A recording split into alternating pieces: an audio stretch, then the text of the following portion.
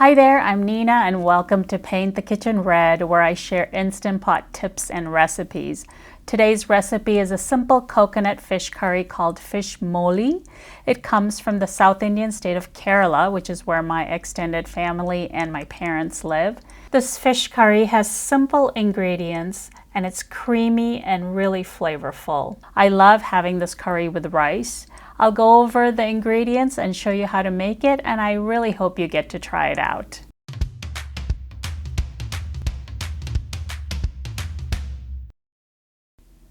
Here are the ingredients for the fish curry. 1.5 pounds of fish fillets. I like to use a firm white fish like cod or haddock, and you're going to cut that into 2-inch pieces. 1 cup of chopped onion, 1 cup of chopped tomato, 1 cup of coconut milk, which is about half of a 14-ounce can. I like to use full-fat coconut milk, preferably the brands Arroy D or Chowka. I'll put the link to those brands of coconut milk in the notes of this video. Half a teaspoon of black pepper powder, 1 teaspoon of coriander powder, half a teaspoon of turmeric powder, 2 tablespoons of coconut oil, or you can use 2 tablespoons of just vegetable oil, 1/4 teaspoon of cumin powder, 1 teaspoon of lime juice, 1 teaspoon of salt, a half a serrano or jalapeno pepper, sliced or slit. I actually use a whole chili pepper when I make this recipe, and sometimes even more, just depending on the spiciness of the chili. So you're just going to want to increase or decrease the quantity of chili pepper based on what your spice tolerance is. 1 tablespoon of minced garlic, 1 tablespoon of minced ginger.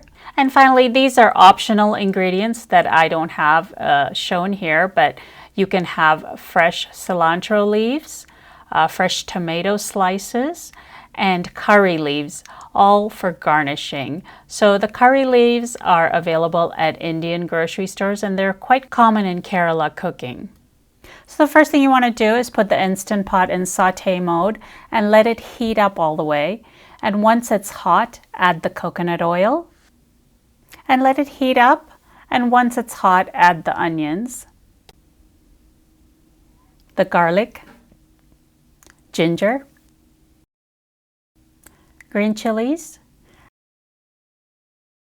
and stir everything together until the onions are golden. They don't have to be completely browned.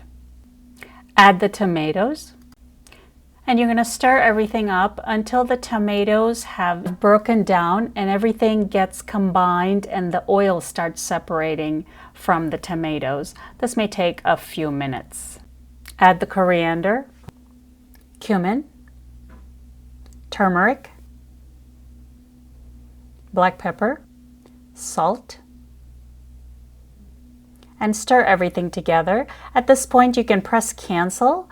The spices will just cook in the residual heat. And keep in mind that at any time, if you find that the food is sticking to the bottom of the Instant Pot, you can deglaze with a couple of tablespoons of water or broth or any clear liquid, and that'll allow the brown bits to be scraped up and incorporated into the curry. Add the coconut milk and stir it into the tomato mixture. Now we're going to add the fish. Be careful with the fish because it can be very delicate. Now we're ready to close the lid and pressure cook on high pressure for 3 minutes. Once the Instant Pot is pressurized, the float valve will come up and the display will count down to 0, at which point the pressure cooking is done. Now we can release the pressure using the quick release method.